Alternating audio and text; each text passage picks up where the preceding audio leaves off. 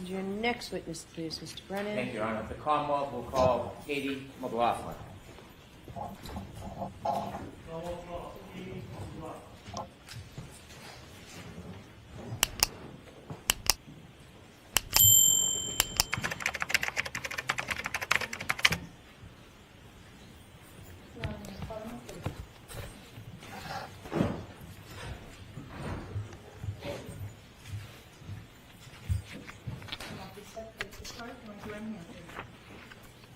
You solemnly swear to execute the court and jury in the case now and here to the truth, the whole truth, and nothing but the truth, so help you God. Good morning. Oh, I'm sorry. Good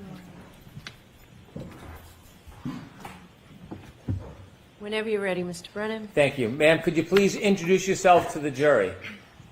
My name is Katie McLaughlin. I'm 29 years old. I work for the town of Canton as a firefighter paramedic.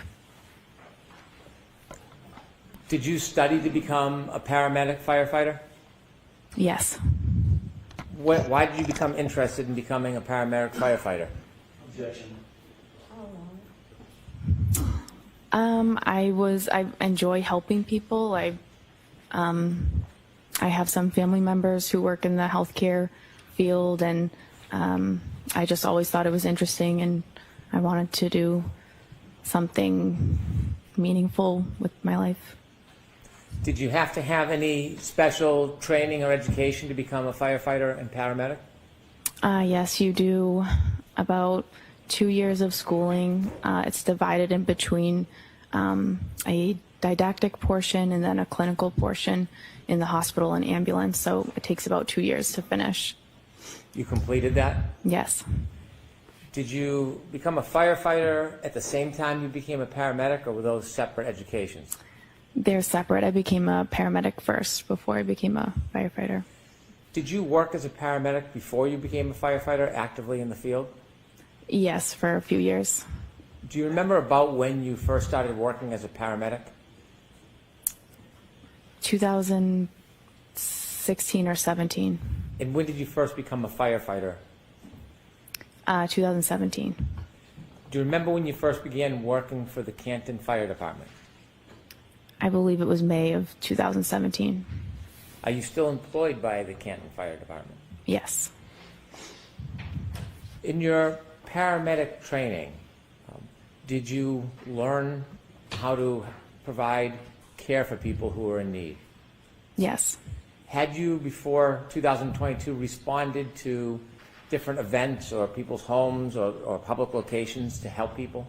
Yes. About how many calls? Could you estimate how many different calls you had been on as a paramedic or firefighter leading into the beginning of 2022? Probably hundreds. I want to ask you some background as a paramedic firefighter, your role as you see it. As a paramedic firefighter, are you part of law enforcement? No. Do you investigate crimes? No. Do you write police reports? No. When you're going to a scene and using your skills to help somebody, are you interested in whether or not somebody was involved or responsible for an event? No. What is your focus when you go to a scene to help somebody? What's your priority? To help the patient, to save someone's life. Do you have a chance, or do you try to assess the patient, speak to them if they can speak to you? If we can, yep. Are there times when the person can't speak? Yes. If a person can't speak to you, is there a role that you take to try to get information to help assist the person?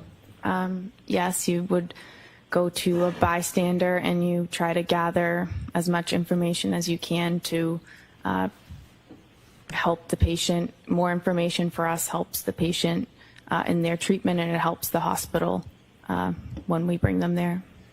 Is that responsibility or role separate and apart from police work? Yes. As a paramedic firefighter, are you involved in police work at all? No. Sometimes when you go to a scene and you try to help somebody, you write a report? If you're in a particular role, you would write the report. So when you go and arrive at a scene, is it fair to say you don't always write a report? Correct.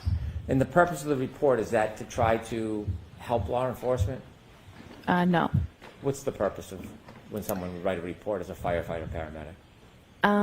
Depending on the call, there would be a report written by the officer on the call.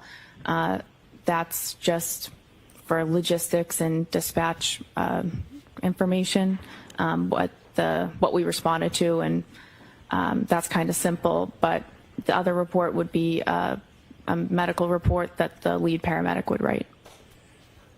Were you working on January 29th, 2022? Yes. Was that an assigned shift for you? Yes. Did you volunteer or ask to work specially that night, or was that already assigned? Ask it differently. Was that assignment already set before that night? Yes. When you get a shift assigned to you, is it night by night, week by week, month by month? It's just we rotate through. If you're on a group and you rotate through a schedule, it's set that you work 124, you have 1 day off, you work another 24, you have 5 off, and then the rotation begins again. So it's just a set schedule essentially, but it rotates through the weeks. Was January 29, 2022 part of your set schedule? Yes. When you have a set schedule, are you assigned a specific role in the department that might change from shift to shift? Yes. What was your specific role on January 29, 2022? For that shift, I was on the engine. I was the back step. So there's an engine driver, there's an engine lieutenant, and then there's one person in the back who's just a firefighter status, and we call that the back step. As the back step that night, did you have any specific or general responsibilities if there was a call? Generally, if it's a fire-related call, you deal with that. If it's a medical call, you're there to assist the paramedics that are on the ambulance, and you take directive from them. Whatever they ask you to do or need you to do, you're just there to assist them so that they can best focus on the patient. When you arrive at the scene and you're on the back step, are you basically at the directive of the leader of the group? Yes. That morning, around a little after 6 in the morning on January 29, 2022, do you remember a call or a tone coming in? Yes. Do you remember what it was for? It was for a man down in the snow, or a man unresponsive in the snow. Do you remember leaving the fire department that night? I do. Tell us as you're leaving what's happening. So I'm in the engine, the command car with the captain who runs the shift started to 34 Fairview Road first. The ambulance was in front of us, and then we were behind the ambulance. Did you know the address you were going to was 34 Fairview Road? Yes. And when you left the police station, the fire station, when you got on the back of the truck, did you know at that time who lived at 34 Fairview Road? No. Tell us a little bit about the conditions outside as you rode to 34 Fairview Road. It was raining. I'm sorry, not raining. It was snowing pretty heavily. There was definitely snow on the ground at that point. It was windy. It was very cold. Was there a storm? Yes. How long do you think it took to get from the fire station to Fairview Road? Probably within 5 or 6 minutes. When you first started pulling up towards Fairview Road, did you see anything? Police cruisers and a civilian vehicle. And then we pulled up all kind of in front of that. How many police cruisers did you see as you pulled up to Fairview Road? I remember seeing one. There was an ambulance in front of you? Yes. Did the police cruiser have their lights on? Yes. Not just their headlights, did they have the lights that are often referred to as blue lights or overhead lights? Yes. Did you hear any sirens? No. How about the ambulance? Did the ambulance have emergency lights? Yes. Did you hear any sirens? No. The fire truck, does the fire truck have emergency lights? Yes. Do you remember if those were activated? Yep. Does the fire engine have a siren? Yes. Was the siren activated? No. Why not? We only use the sirens to kind of clear cars out of the road. So there's no need to use a siren when there's no cars on the road. So we're not just doing it in the middle of the morning to wake everybody up. It's just unnecessary. When you first arrived at Fairview Road and you saw the emergency vehicles, did you see any people?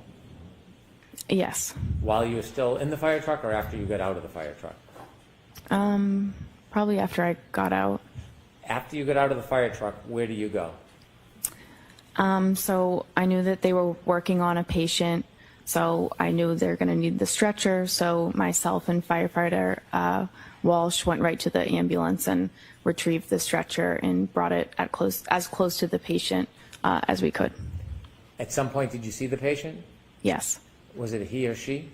It was a man. Where was he when you first saw him? He was lying supine on the side of the road, off the curb, like into a lawn. How close to him were you when you first saw him? Well, I only made it to the curb where I brought the stretcher. He was maybe from here to that table, maybe. When you stood on the curb and you saw that man lying, was his feet closest to you, his head, or his side? His head would be closer to me. Did you lift the man from the ground? No. Did some of your colleagues? Yes. After you brought the stretcher or the bed to the side of the road, did you remain there on the side of the road? They lifted him on the backboard, they put him on the stretcher, and then they pretty much immediately started moving to bring him in the back of the ambulance. Around the area where you first saw this man lying supine on the ground, was there anything other than ground? Were there any objects in that I'm area? sorry? Was there any objects near him? I remember seeing a fire hydrant, and that's all I can really remember. When you mentioned that he was lying about as close to that table as you, would 8 to 10 feet be a fair estimate? I don't know that I could say. Okay. At some point, did you receive further directions from anybody on the team asking you to do something? Yes. Firefighter Flamati I was at the head of the stretcher with Firefighter Flamati, and he asked me to try to gather more information and kind of see what happened and what's going on. Did you have someone that you wanted to gather information from? Yes. There was a woman who seemed to be really concerned and involved with the patient's status, and so I just kind of assumed that this would be the person that I could try to get more information from. Did you take a guess? Yeah, The person that you try to get more information from, do you see that person in the courtroom today? I do. Could you point that person out and describe an article of clothing Black they suit. wear? Black suit. And do you see where that person's sitting in between? I do. Her attorneys. Did you approach that person? I did. Now, you mentioned you're not a police officer or a criminal investigator. What type of information are you hoping to get generally in these circumstances? Some basic demographic info. You can answer a lot of questions by just asking a few very simple ones. So obviously you're trying to get his name and his date of birth. And then you ask questions if the patient has a medical history, if the patient takes daily medications, if the patient has any allergies. And that's all things that can help to sort of maybe explain why this person is in the position that he's in. For example, if someone says, reported that he had a heart condition or a seizure disorder or he was a diabetic, that would help us sort of that's relevant information for us for his treatment and to pass on to the hospital. Did you have a chance to speak with the person that you had pointed out? I did. When you spoke to that person, did you get a chance to ask any of those questions you would typically ask? I did. When you spoke to the person, what did they tell you? She gave me his name, his date of birth. She denied him having any medical history or daily medications or allergies.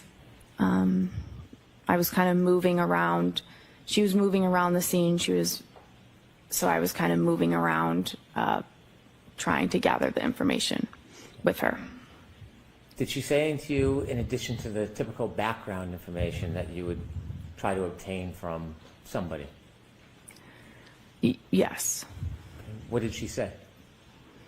Well, I asked another question. Once we had come to a stop, I asked if there had been any significant trauma that happened that preceded this. And she answered with a series of statements that she repeated. I hit him. I hit him. There was a woman next to us who told her to calm down, stop talking, calm down, you're hysterical. So she repeated, I hit him. And a police officer asked her, said, you what? And she repeated it again, I hit him. And the officer then signaled for his sergeant to come down to the scene or down to where he was. When she first told you that she had hit him, you said there was another woman next to her. Did you know who that woman was? Not at the time. Do you now know who that woman was? I do. And who was that? Miss Jen McCabe. Did you know Miss McCabe at that time? No. Do you know her personally now? No. Are you friendly or friends with her in any way? No. You mentioned that when the defendant said, I hit him, Miss McCabe was trying to intervene? Yes, it appeared that way. What did it appear she was trying to do? Trying to get her to calm down, to stop talking. It appeared that she was... Sustained. Jurors disregard that comment. Did Miss McCabe interject verbally? Yes. After Miss McCabe interjected and the defendant made those statements about hitting him, did you persist in getting more information, asking to clarify what she meant by I hit him? No, I did not. Why not? A few reasons. I felt at that point, given the situation and how disturbing, and it was a very emotional situation, the woman was very upset. I didn't feel comfortable pushing and asking for more. I just didn't think that it was the right time for that, and it was also really not my place at that point, and I feel like that was something that the police that's more their role.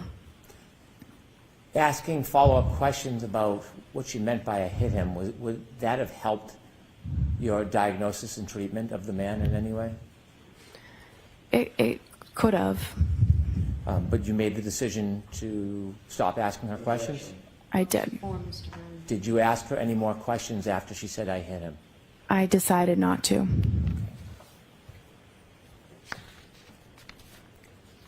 At some point after you spoke to the defendant, did you go back to the ambulance and tell anybody, any of your colleagues? I did. And why would you do that? That's the whole point of me trying to get more information, is that I get the information and I bring it back to the people who are treating the patient. So Did you go back to the ambulance and repeat that information to your colleagues? I did. Did you have any other further role at the scene as far as helping the man or doing anything else No, other than I drove the ambulance to the hospital. with the gentleman in the ambulance? Yes. Did you learn who that person was? Yes. Did you know at the time who it was? No. When you got to 34 Fairview, Did you recognize the home when you got there? No. Did you later learn who lived at that home? Yes. Did you know somebody who had lived at that home? Yes. Did you know that person lived there prior to that night? I learned that she lived there. Okay. And that person that you knew lived there, what is their name? Caitlin Albert. How did you know Caitlin Albert? We went to high school together. We're in the same grade. We have mutual friends, and growing up, we had different friend groups, but those groups would often get together in bigger groups and hang out. I see her in group settings. I socialize with her occasionally. I don't have a personal relationship with her. I wouldn't consider her to be a friend of mine, but I do see her occasionally because of social events. I don't have a one-on-one. I don't have a close personal relationship with her. Was she a friend on social media back at the time? Yeah. Since this event, have you been on any outings or trips with friends of hers, or in a group setting where she was present? I don't remember ever seeing her since then. Had you ever talked to her about your role that night? Never. Did the fact that somebody you knew lived in that house, did it have anything to do with your treatment and care that morning? Not at all. When you saw the man in the back of the ambulance, did you make note whether he was missing any clothing items? He was missing a shoe, a sneaker. I'd like, with the court's permission, to play Exhibit 4, part of it. Okay. Ms. Gilman, if you can start at 6:13:45.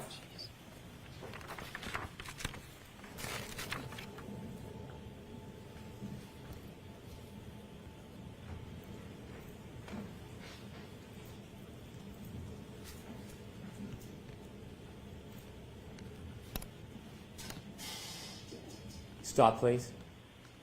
Do you recognize whether or not you're in that video, ma'am? Yes. What color jacket are you wearing? I'm in the red and yellow jacket. Okay, continue, please.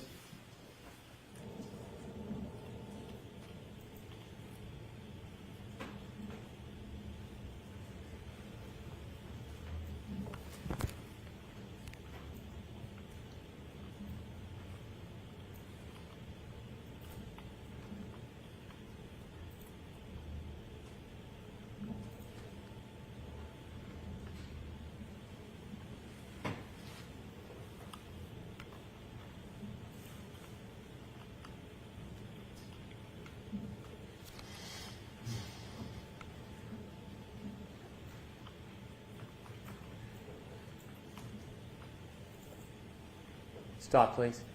There are two yellow jackets, one on the left, one in the middle of the screen. Do you know which one is you? I'm now in the middle of the screen. Okay. Continue, please.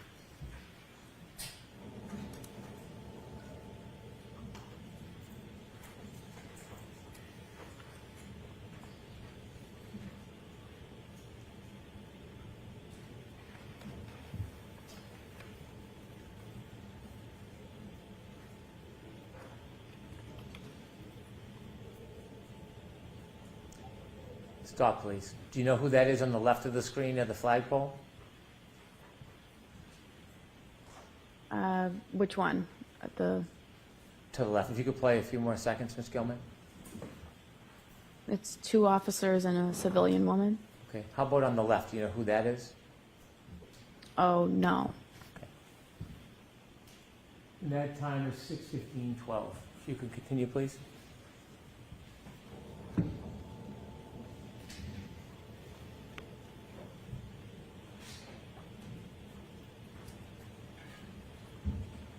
Stop, please. Is that you, ma'am, in the yellow? Yes. Okay, continue, please.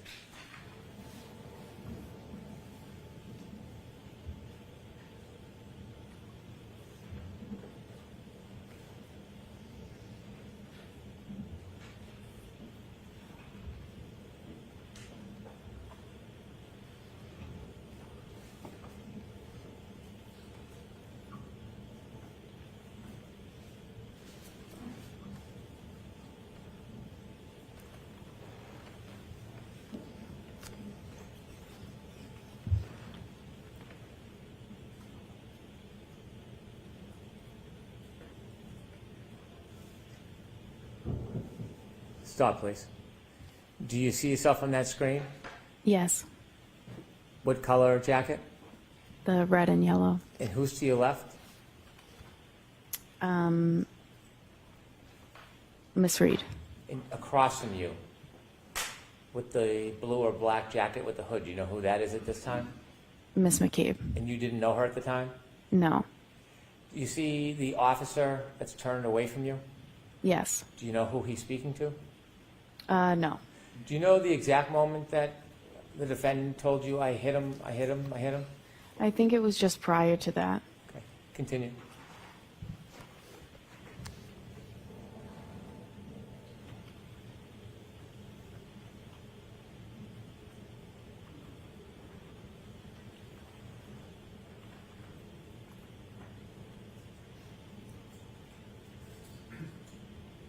Stop, please.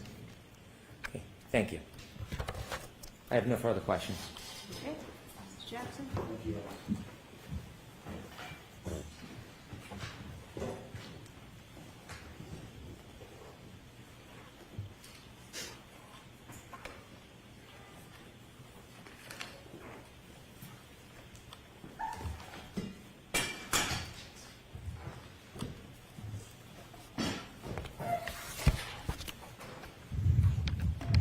Good morning, Ms. McLaughlin. Good morning. You indicated that one of the things that is paramount to the life-saving effort or the medical assistance that you and your colleagues provide is to determine what the cause is of the injury, correct? To determine, just to gather as much information as we can about his history and like recent events that could have precipitated how we found the patient. What you said on direct examination was, quote, what happened and what's going on, end quote, correct?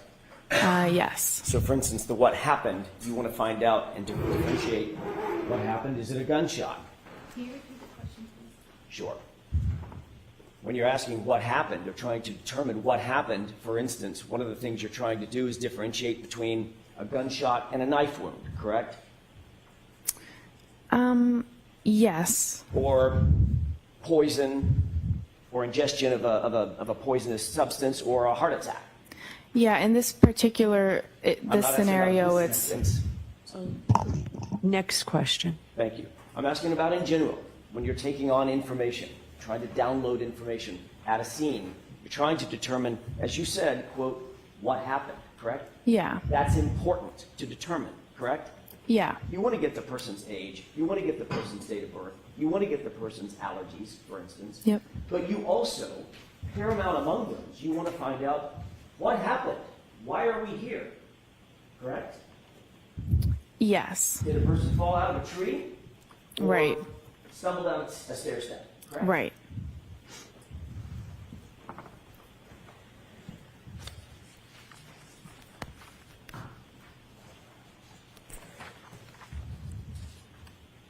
In doing so, it's important to relay that information to others as well.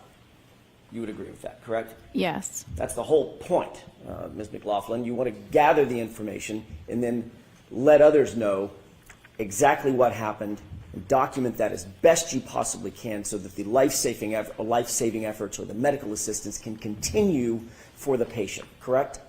yeah, you have to share the information that you got with the people who are providing care. And one of the ways you do that is by writing it down, correct? No, Can I ask you, who did you speak with before your testimony today, in anticipation of your testimony today? I met with the DA's office a few times. Who at the DA's office? Mr. Brennan, a witness advocate, and there were different troopers there at different meetings. What did you and Mr. Brennan discuss at these? Well, let me ask you, first of all, foundationally, how many meetings were there? 3. 3. When were they? One in maybe January was just a meeting. One a few weeks ago, we reviewed the testimony from the last proceeding. And then yesterday, briefly to say that I'm getting called and I'm going today, and if I had any questions. Let's talk about the one a couple of weeks ago. Where was that meeting held? At the DA's office. And you said you reviewed testimony with whom? I watched the testimony from the first trial. It was Mr. Brennan, myself, a witness advocate, and perhaps Trooper Tully And at you that and Mr. point. Brennan went over your testimony at the last proceeding, correct? We just watched it. Okay. Yeah. There obviously were questions about that testimony once you finished watching it, I'm guessing, correct? I guess so. Discussed certain aspects of the testimony, is that right? Yeah. Mr. Brennan told you that, for instance, he was going to bring out on direct examination, in his examination, your relationship with Caitlin Albert, correct? He said, I will ask you about the relationship. And that was in anticipation of me asking about that relationship, correct? Objection. Sustained.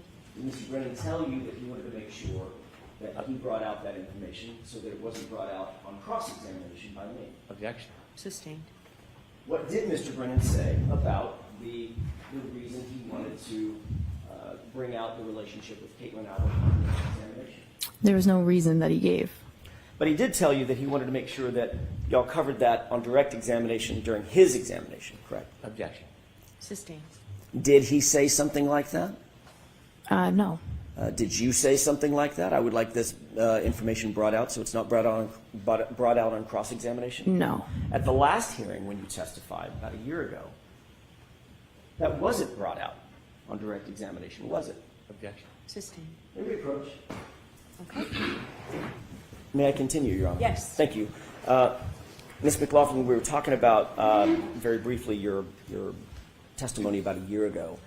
In your testimony a year ago, you did not disclose in your initial conversation the fact of your relationship with Ms.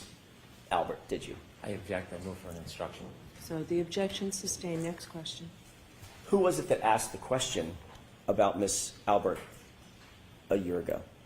Objection. Sustained. Did you tell anyone, Trooper Proctor, any investigator, anybody from the DA's office last year about your relationship with Caitlin Albert? Objection. I'll allow that. No, only when there started to be a lot of harassment and things that, insinuations and stuff that started coming out online. I had said maybe once to them that I was concerned I was being harassed. My question, Ms. McLaughlin, was before the information was disclosed, which was during the first proceeding. Objection. Let's hear the question. Before that information was disclosed during the first proceeding, in any of your interviews with Michael Proctor or anybody else from the DA's office, did you disclose, from the Massachusetts State Police or anybody from the DA's office, did you disclose, did you volunteer that you had a relationship with Caitlin Albert before the first proceeding?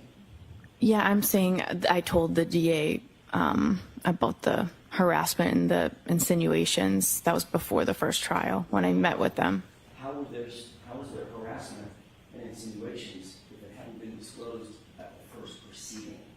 Because it's out there everywhere on the internet and has been. Before the first proceeding, Ms. McLaughlin, It's- before you ever testified. That's my question. Do you understand my question? It's been going on since before the first proceeding. If you hadn't testified at the first proceeding, at which point it was revealed, how could you have ever suffered any harassment for it? It wasn't disclosed yet, Ms. McLaughlin. Do you understand? I don't think you understand what I'm saying. Who did you tell at the DA's office? The relationship that I had with Caitlin Albert had been out there. It had been published and proliferated on the internet. So that was before the first proceeding. And who did you tell at the DA's office about I don't remember who it was or the meeting, but Was it Mr. Lally? it could have been. Do you have a memory of that? Not specifically. I don't remember who it was. Was it Miss McLaughlin? Like I said, I don't remember Not you, specifically. obviously, Miss Laura McLaughlin, no relationship. Like I said, not specifically.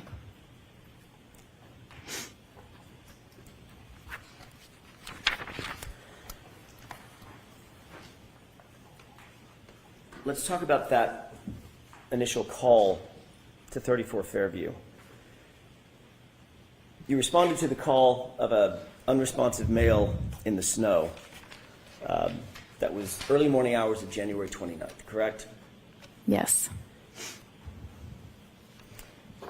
Once you were there, Mr. O'Keefe had been placed on a gurney and moved to the ambulance. You were instructed to go get information about the victim. Yes.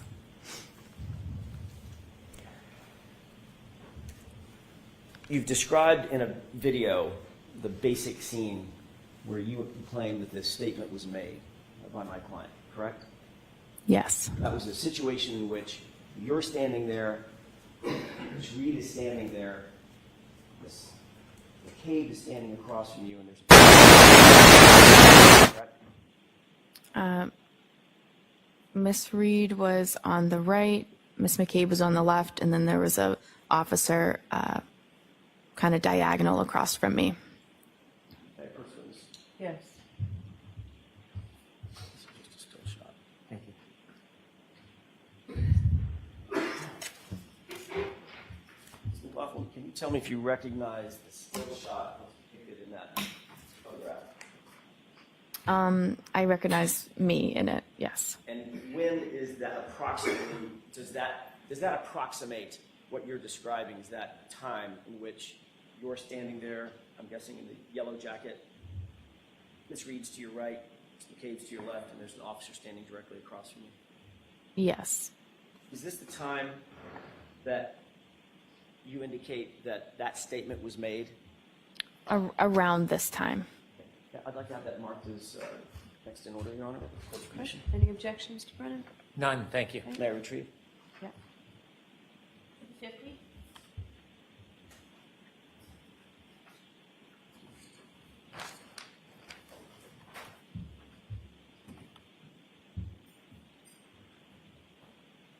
Do you remember the name of the officer that was standing directly across from you when you indicate that this statement was made? I didn't know, but I am aware now.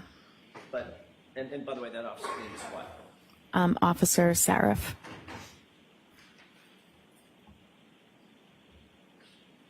You're describing a situation in which you're standing there, Miss Reed is next to you, within earshot is a uniformed police officer, and she said, I hit him, correct? Correct. Then he said, what? Is that right? So it's, I hit him, Miss McCabe interjected, and then she said, I hit him, and then the officer said, you what?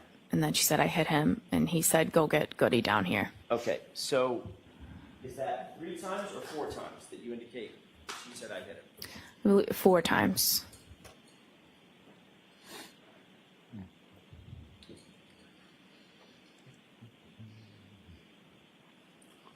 And you, according to you, you indicate that at the time that Ms. Reed made these statements, she was hysterical and somewhat out of control. Is that right?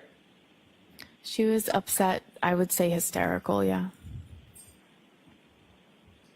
Did you describe her last year as obviously upset, overly frantic, and almost hysterical? Yeah, I believe it. I remember that. Okay. If we could play Exhibit 4, Okay. starting at 9, Court Commission, starting at 9:15, about 9:46.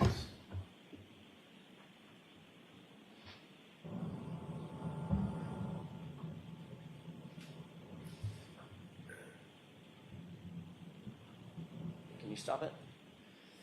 Did you see the 2 people enter from screen right? Yes. Who is that? That would be myself and Miss Reed. Okay, this is the first point at which you and Miss Reed begin to converge with the other two individuals, Ms. McCabe and the officer, correct? I had started trying to gather the information prior to this, and then she was moving around, so I had kind of was following her, asking the questions, and then we eventually came, here to this point and came to a stop. So my answer, your answer is yes. This is the point at which you converged with Ms. McCabe and the Yes, officer. yes. Okay, thank you. Let's go ahead and play it.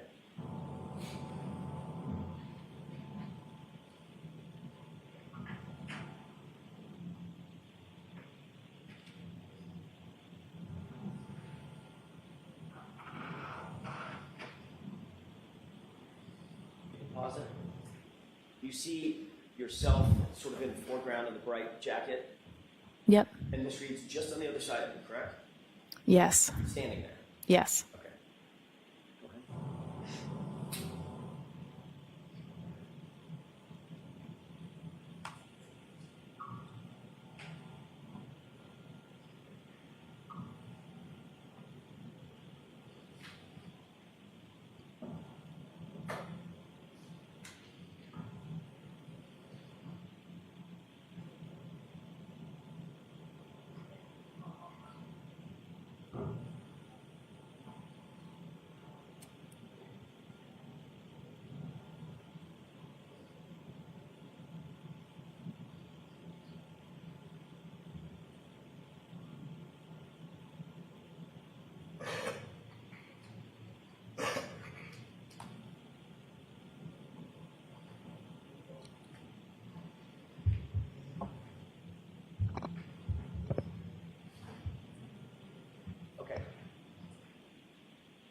Okay, we can have the lights on.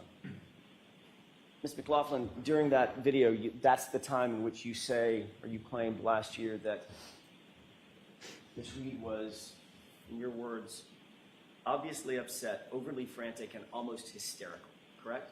Yes. Did she look almost hysterical in that video? She was, well, in that video, that could not explain what that scene was like. Did she look overly frantic in that video? She was frantic throughout the whole scene. I think that was me describing the entire scene. I see. Yeah. So she did not look overly frantic in that video? She was upset, for sure. Was she overly frantic and almost hysterical in that video? Just now? I don't know that you could really see from that video. Did you see anything that appeared to be overly frantic and almost hysterical? Like I said, that video's not really you can't hear anything, so it's hard to. Was she running around? She had been. I didn't ask you if she had been. Yeah. There are a lot of things that happened. When she's standing there with you, was she running around? No, she had just stopped running around. Was she gesticulating? I don't know. Do you know what that means? I don't. Was she using her arms and going crazy?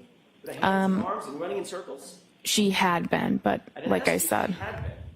Yeah, but I I'm think asking you about what happened before you got there. I'm asking you what happened when. I'm sorry. Question and answer, please. Thank you. I'm not asking you what happened before we got to that video. Right? I'm asking you about the video in which you described her previously as being overly frantic and almost hysterical. Did she look like she was just gesticulating and moving her arms and spinning in circles? not in that video. Okay, thank you.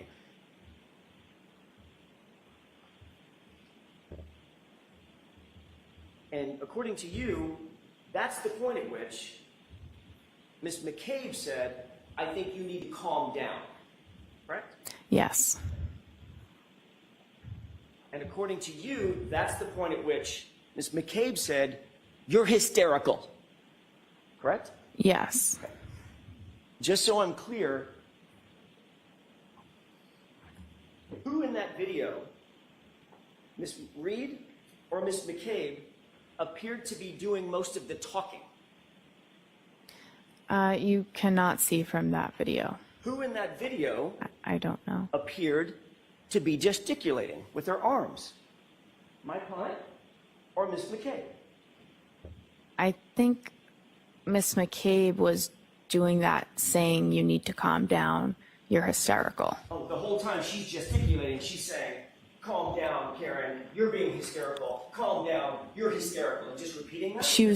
She was trying to get her to stop and to calm down because of the statement she was making, I see.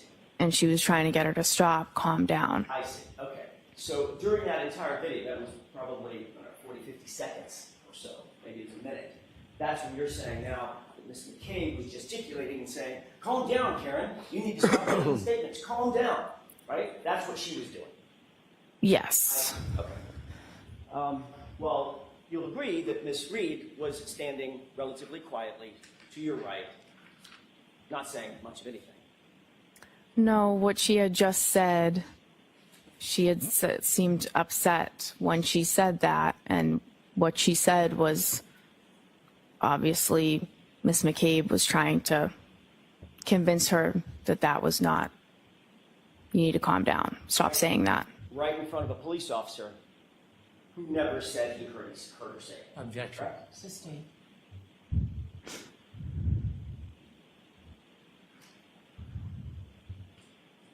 You were standing 18 inches, 2 feet from Officer Seraph, correct? I don't know exactly. Well, give me an idea. I mean, 2 feet, 3 feet, whatever. He was standing near me. And he was standing even closer to my client, wasn't he? Yes.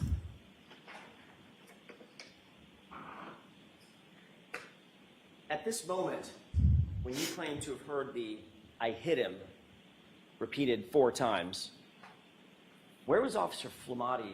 I'm sorry, where's Firefighter Flamati and Firefighter Nuttall? In the ambulance. With the doors closed. Yes. And the ambulance, this is my ignorance, I'm assuming the engine was running. Yep. I'm assuming that there's some sort of a heating system inside that ambulance to keep it nice and warm for patients. Yes. So that was running as well. Mm-hmm. That yes? Yep. So with that door closed, those doors closed, how many feet away, by the way, from where we're looking? How many feet away? How many yards away? I don't know. We were fairly close to the ambulance. Further than you and I are from each other right now, or closer? I think closer. Okay. How about now? I'm not sure. The ambulance was behind us. I'm not sure how close we were. Right. At least a few yards. Sure. Okay. And those doors are pretty thick, secure metal doors that lock. Is that right? Yes.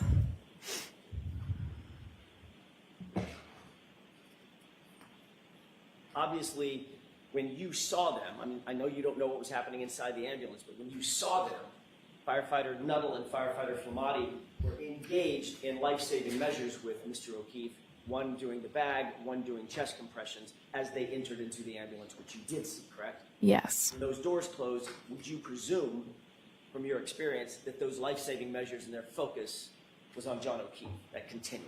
Yes. You testified that you went back to the ambulance at some point and you told Firefighter Flamati and Firefighter Nuttall what you claim to have heard. You told this jury, correct? I went back to the ambulance after that, and I told them what was said and gave them the demographic information that I got. Okay. So in other words, Firefighter Flamati and Firefighter Nuttall heard it from you.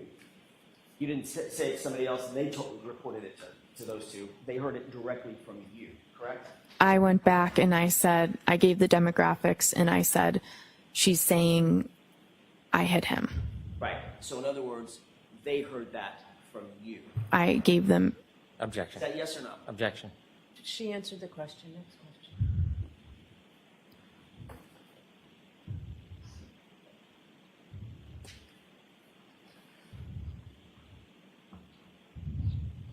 I want to ask you a couple of questions about your relationship with Caitlin Albert. You were asked at a hearing about a year ago, back in May last year, May 3rd, as a matter of fact, 2024, about that relationship. Do you remember what your answer was? no, not specifically. You remember saying, in response to the question, who's Caitlin Albert, asked by me, I don't remember specifically what I said. did you say, I went to high school with someone named Caitlin Albert? Have the page number and line, please. May 3rd transcript, 10-24, lines 2 and 3.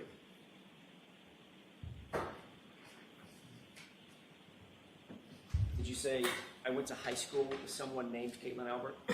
I believe so. Refresh your recollection, take a look at your transcript. Sure.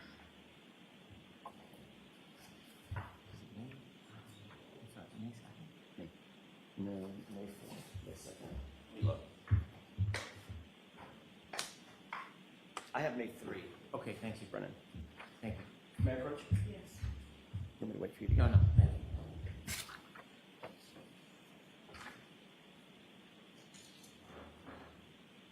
You see that?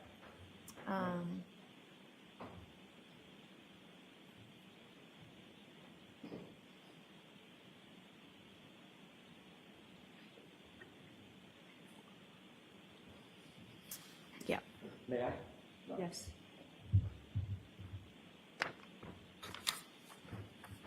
Did that refresh your recollection as to what your answer was to the question, who's Caitlin Albert? Yes. Did you say, quote, I went to high school with somebody named Caitlin Albert? Yes.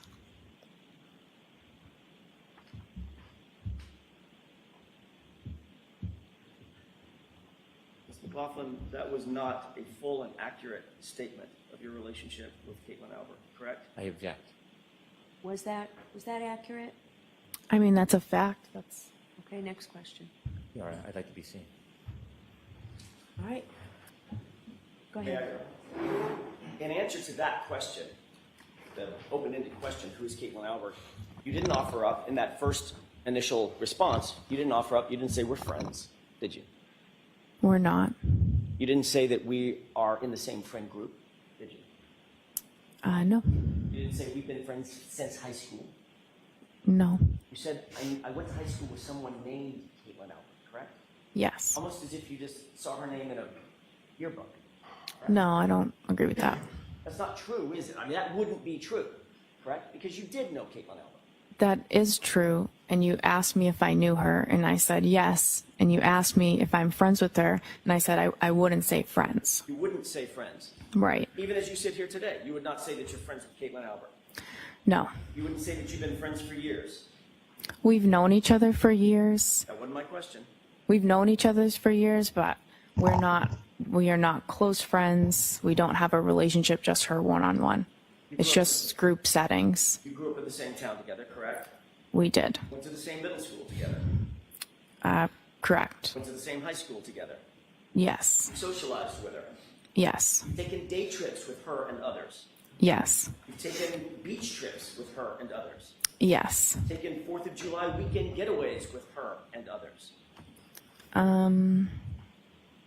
I don't remember that, but One of your best friends named Michaela actually lived with Caitlin Albert at college, didn't she? yes. And you visited your best friend at that residence where she lived with Caitlin Albert on more than one occasion, didn't you? Yeah, occasionally I would go to visit the friends that I had there. You would even spend the night in the apartment with them, correct? Maybe a handful of times, yes. You've taken photographs with Caitlin Albert, correct? I'm in pictures with her, yes. You've been to baby showers with Caitlin Albert over the years. I have attended a baby shower with her, Had yes. celebrations with her over the years. Correct? Yeah, we socialize, like I said, group settings, social events. I will see her. May I approach briefly? Yes.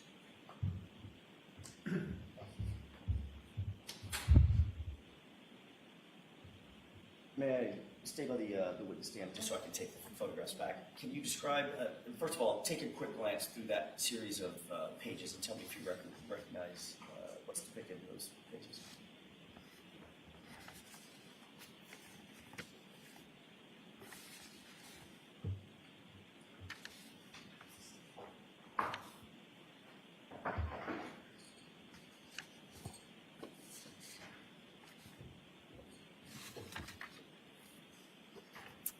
Yes. How do you recognize, generally, how do you recognize those documents? What are they? Objection. The objection is sustained. Are those photographs? Objection. Yes. Oh. The photographs. Next question. Who's depicted in the first photograph? Myself. Objection. Sustained. Do you see, does every one of those photographs include you? Objection. Sustained. Does every one of those photographs include Caitlin Albert? Objection. I'd like a curative instruction. Sustained. The reality is, Ms. McLaughlin, your relationship with Caitlin Albert goes back not just weeks or months or years, it goes back a decade or more. Matter of fact, more than a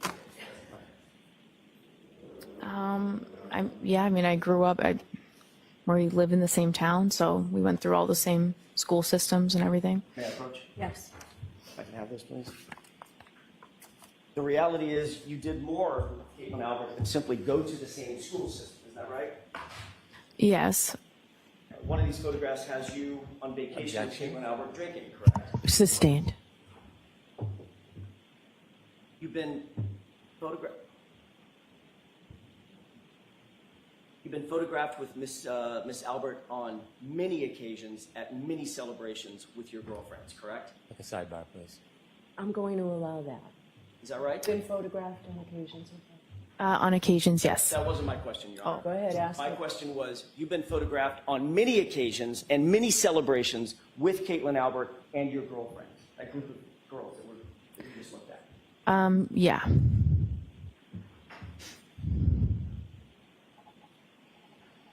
And those include, as we went over just a second ago, 4th of July vacations, correct? I'm not sure the dates on them. I didn't ask you about the dates. I don't know the dates either. Well, I don't know that was a 4th of July celebration. I'm not sure. Do you see a beach photo with American flags in the background? I'm objecting. Sustained.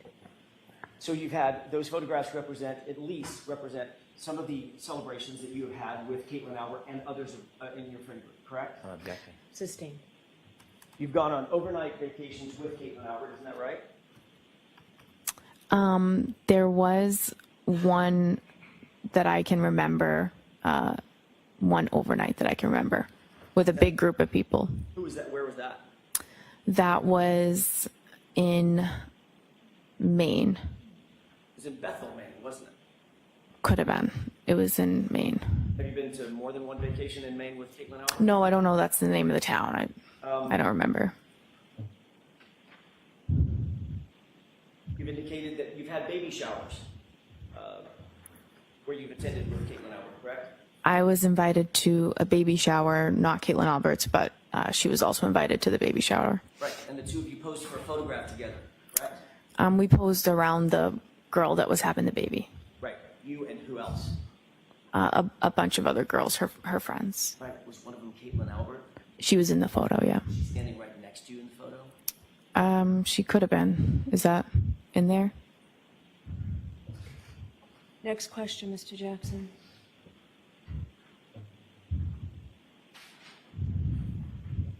May I approach? No. Next question.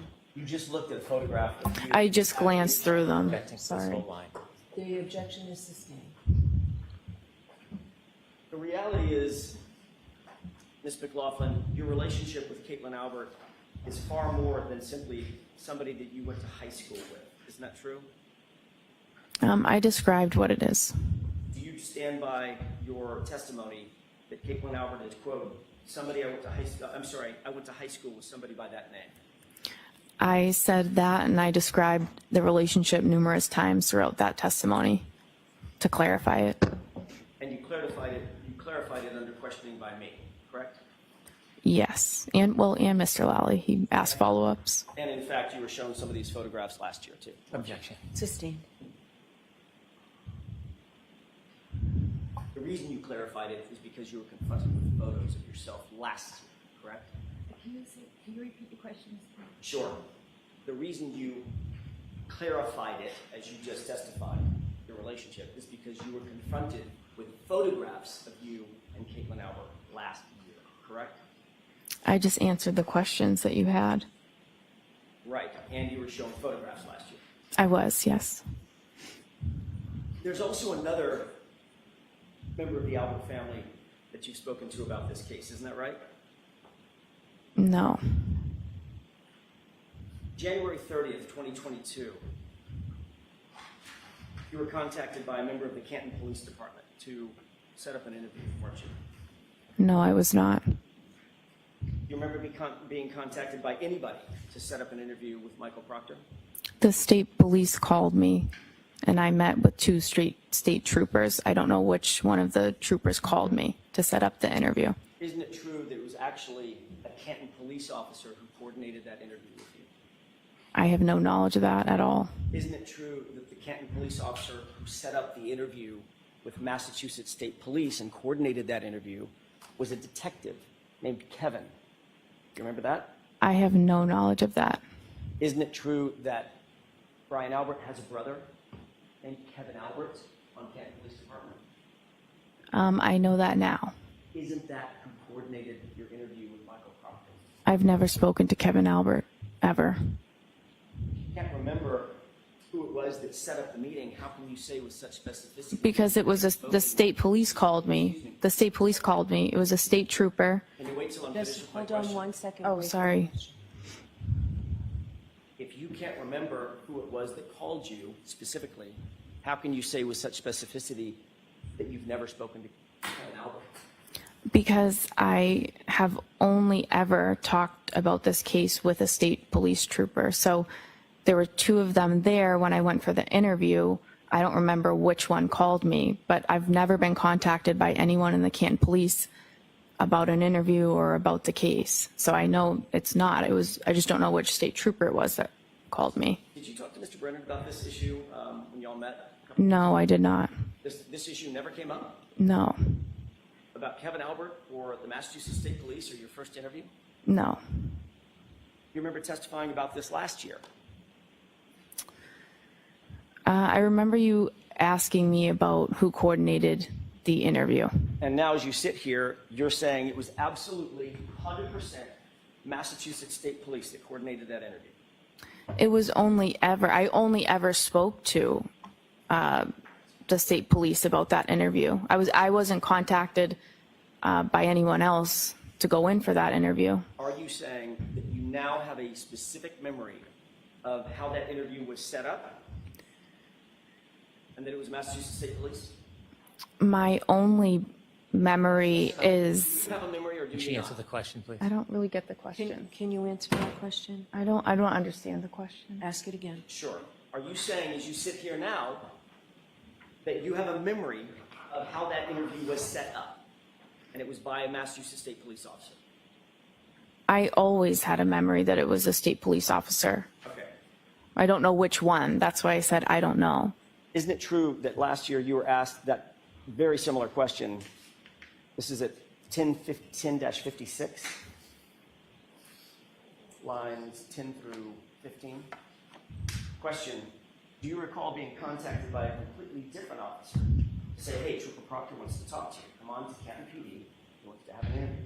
Answer, I don't remember exactly how the interview was set up. Remember that? Right. So as you sit here, you now have a specific memory that that interview was set up by Massachusetts police officers. That's the only memory I have of it. And when I said I don't know, you said somebody other than Proctor, and I didn't know if you were referring to the other state trooper that was there, because I didn't remember specifically who called me to come in for the interview.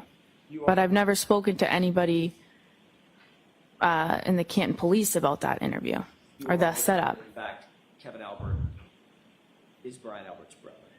I'm aware of that now. You're aware that Kevin Albert is Caitlin Albert's uncle. I guess so. How many conversations did you have with anybody before you actually sat down with Michael Proctor? Either in anticipation of setting up the interview or otherwise? None. I think once I got the call, I just called my chief that they're asking me to come in. And that was that. And you got the call from whom? I don't know which state trooper called me.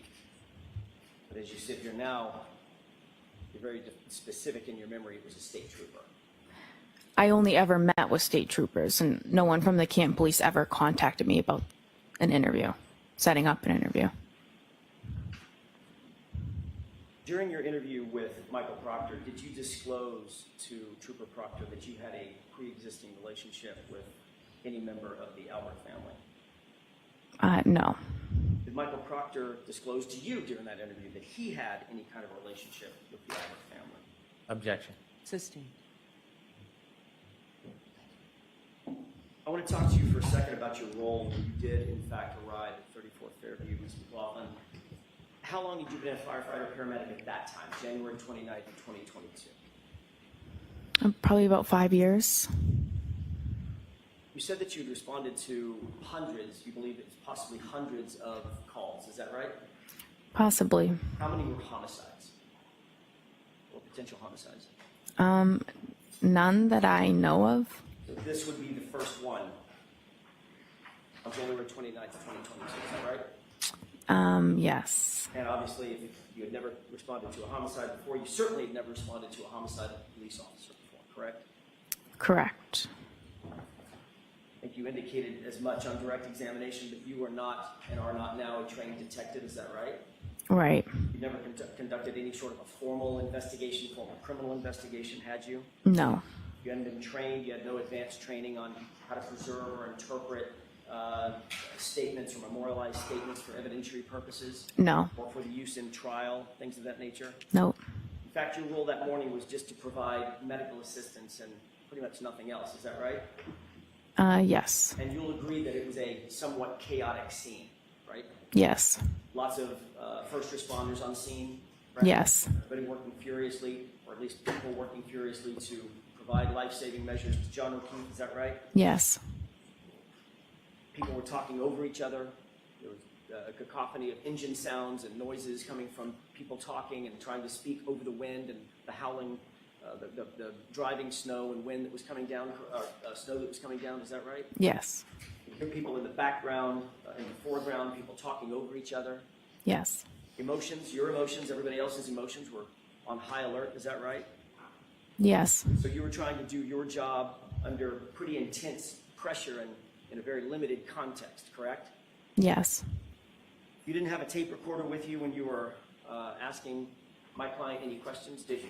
No, of course not. No audio recording of that conversation you claim took place between you and Miss Reed, is that right? Not that I know of. And you've already indicated that you didn't even follow up with a single question when she responded in the way that you've indicated she responded, correct? Yes. The words you claim you heard were, "I hit him," is that right? Correct. It's your experience that people under pressure, people under stress, because you go to high-stress situations all the time as a firefighter paramedic, correct? Correct. People in those kind of situations speak in broken sentences or rhetorical questions, correct? Not uncommon. People react differently at, different scenes. But you Yeah. certainly wouldn't say that that's uncommon. Oh my God, what happened? What happened? Things of that nature. No. Did you hear my client ask the question of confusion, or a series of questions of confusion? Could I have hit him? Did I hit him? I did not hear that. You never heard her say anything close to, did I hit him or could I have hit him? I did not. Ms. McLaughlin, where are your notes regarding this statement? I don't have any. Where'd they go? It's not in the role that I was in, I'm not in a position to write a report on this type of call. It would be the lead paramedic or the officer on scene. So you didn't write anything down, you didn't have any opportunity to write anything I didn't. down. You're just going by your memory. Yes. I'd like to play Exhibit 4, starting at runtime 8:50. Okay.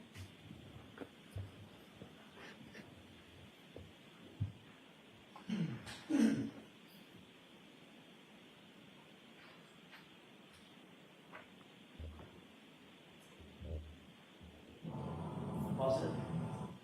Just to orient us, can you tell me where you are in that video? I might be in the middle there, although I didn't get a good look. With the yellow and the red. Yes. Okay. I'd like you to pay special attention, Mr. McLaughlin, to your right and your left hands as this video plays. Could we go ahead and play it?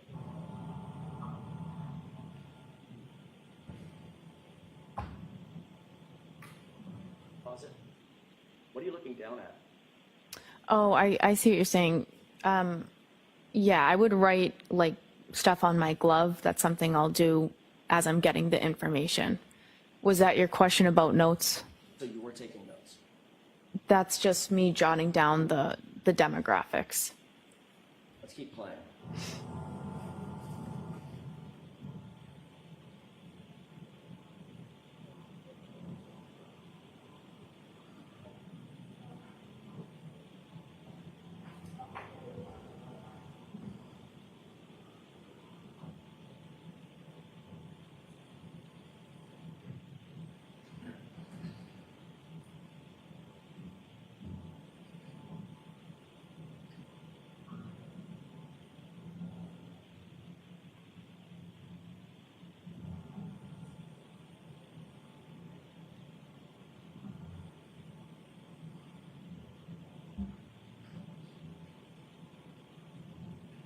Pause it.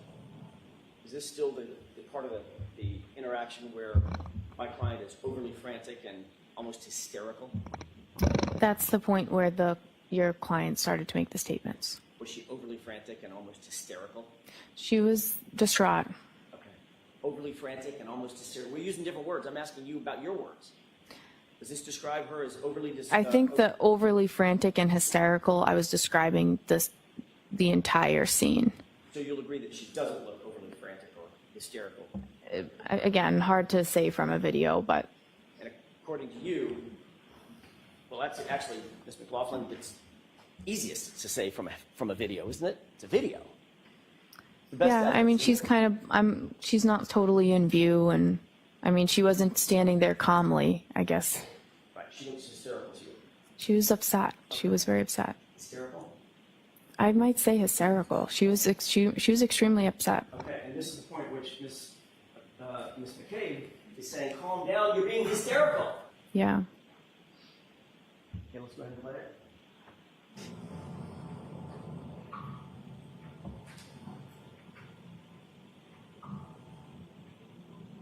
Pause it. So you indicated that this is the point at which, and we can leave the lights down for a second. I'm going to play it again. This is the point at which you said my client had just said, I hit him, basically confessing to having hit John O'Keefe, correct? Those are the statements she'd made. And Officer Seraph is standing right there, right? Yes. You see any reaction from him right there?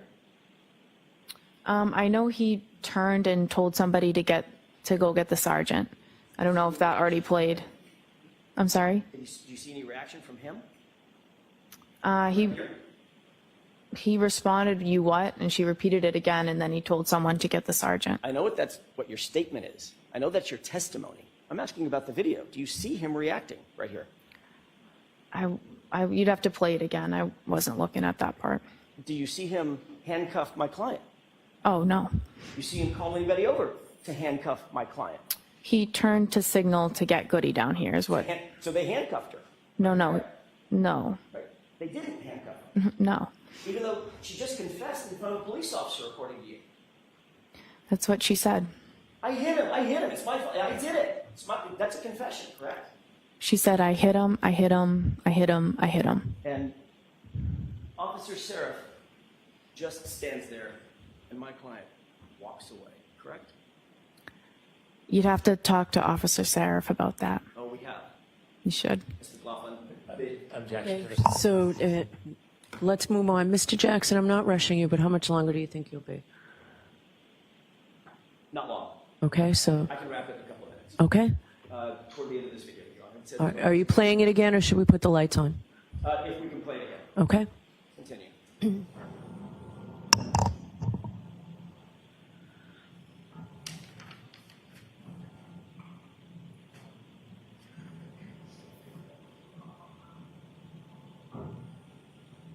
Pause it.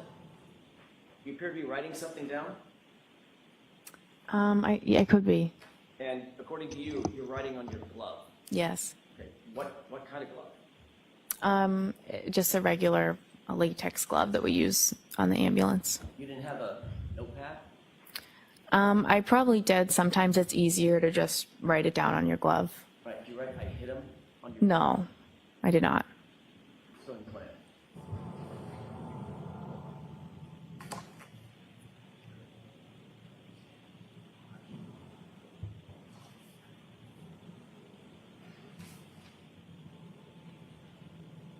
still appear to be writing something down, looking down at your glove?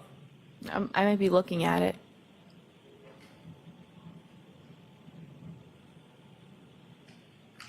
Can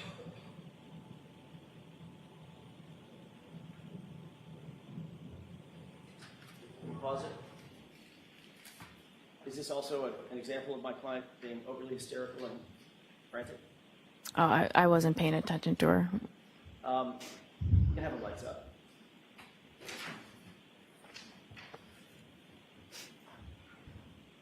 Whatever it was that you were talking to Miss Reed about, it was important enough that you had a pen out. You were writing things down, correct? Well, I was still finishing writing down some of the other. Yes, no. It was important enough. Yeah. To write things down. Yes, or no? Yes, I wrote down things that were, some of the things that were said. Some of the things that were important, correct? Yes. For instance, you'd write down John O'Keefe. That's his name, right? Right. You might write down a circle with a slash through it, allergies, no allergies, right? Right. You might write down 46 for his age. Right. You might write down how he was injured, hit by a car, correct? I did not know that that was, well, I didn't know what those statements meant. You might write down 3 little syllables that was just told to you. I hit him, especially if it had been repeated 4 times as you claimed, correct? Yeah, I had that in my head and I was going to go tell them that. And you had a pen right in your right hand writing things, correct? Yeah. You never wrote that down, did you? I wasn't going to write that statement down on the glove. I remembered that and I went back to the ambulance and told them.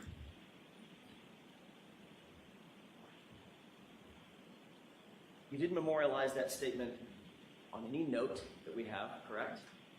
No. You didn't memorialize that statement on any glove that you were wearing, correct? No. Whatever you wrote down on that glove, where's that now?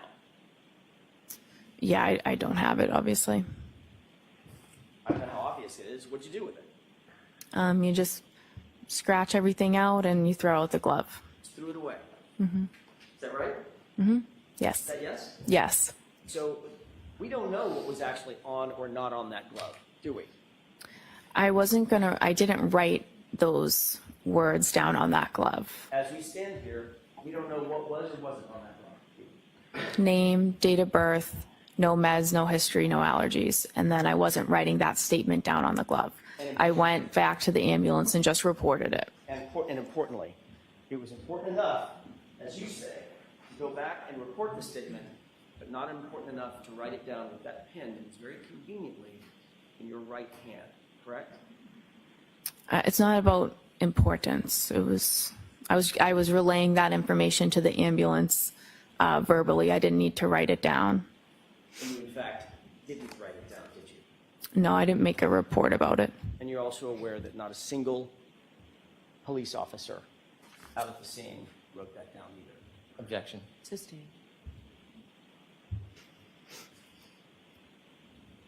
That's all I have. Mr. Brennan, can you do a redirect in 5 minutes? I can. Okay.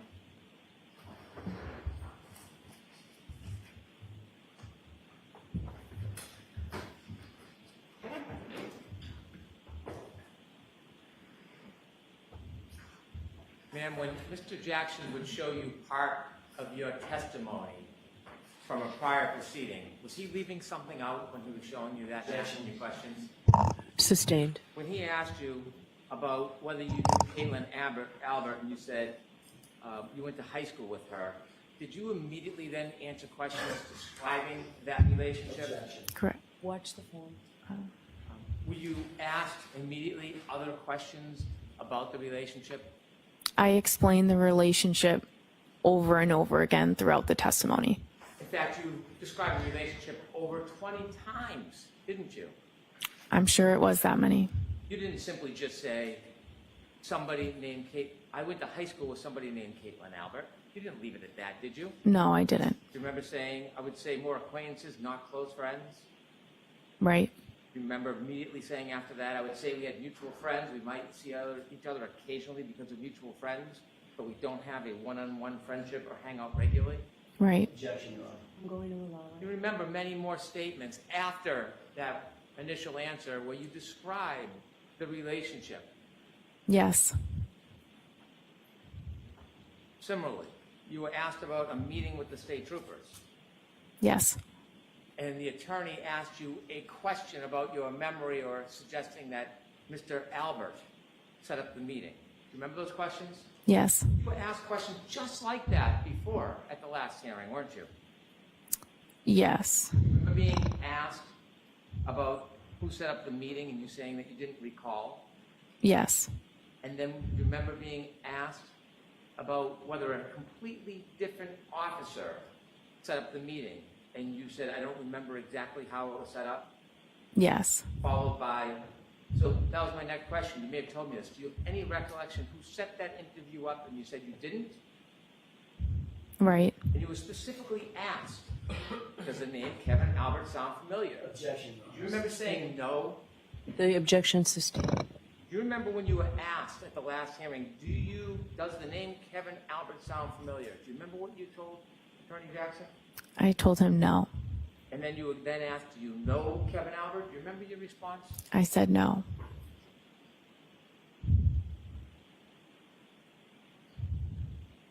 When you were there trying to help the gentleman that was on the ground, did you know this would become a homicide investigation? No. Did anybody tell you this was a homicide? No. In fact, when you spoke, or the defendant spoke to you, you were simply trying to get background information to help Mr. O'Keefe. When she told you, I hit him, did she say that she hit him with something? No.